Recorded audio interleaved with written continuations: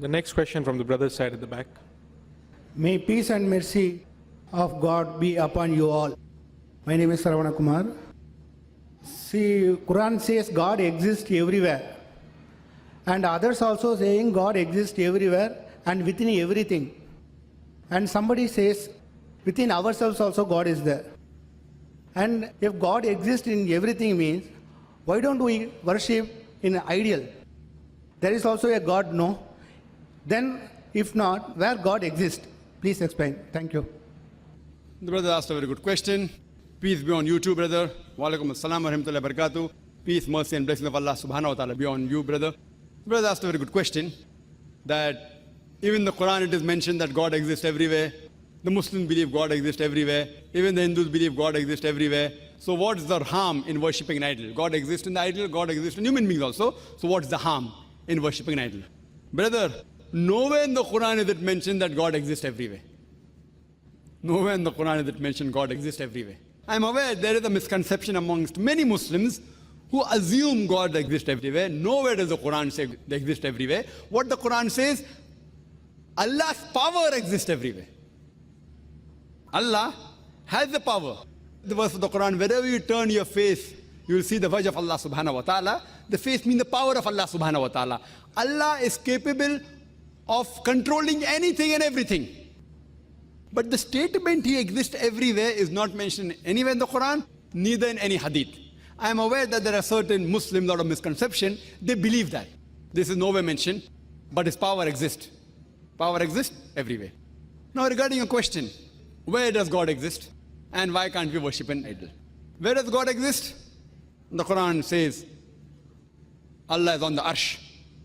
There's a hadith where a lady approached and the Prophet asked her, where is God? She said, point on top. God said she has iman, she has faith. So God exists on the arsh, on the throne exists on the water, He's up in the heavens. So but naturally He's not in the human being. Yes, He can control. Allah says He's closer to you than your jugular vein. That means He is aware of everything, His power is there. That doesn't mean God Himself has come into the jugular vein. That doesn't mean that. It means that Allah has power. He's close to you, that means He loves you. He knows you, He knows everything, He has power over everything. Not even a leaf can fall without the permission of Allah subhanahu wa ta'ala. Now coming to your question, why can't we worship idols? If you read the Quran, Quran says in Surah Ma'idah chapter 5 verse number 90, which I quoted, idol worship is prohibited. Same thing, if you read the Bhagavad Gita, Bhagavad Gita says in chapter number 7, verse number 20, all those with intelligence, you can note down, brother, Bhagavad Gita chapter number 7 verse number 20, all those whose intelligence has been stolen by material desires, they worship demigods. So materialistic people, they do idol worship. If you read the Chandogya Upanishad, chapter number 6, section number 2, verse number 1, it says, Ikkam evidityam. It's a Sanskrit quotation which means God is only one without a second. It's mentioned in the Svetasvatara Upanishad, chapter number 6, verse number 9, Na chasya kasij janita na chadipa. Of Him, there are no lords. He has got no parents. Almighty God has got no father. He has got no mother. Almighty God has got no superior. He has got no master. It's mentioned in the Shvetasvatara Upanishad, chapter number 4, verse number 19.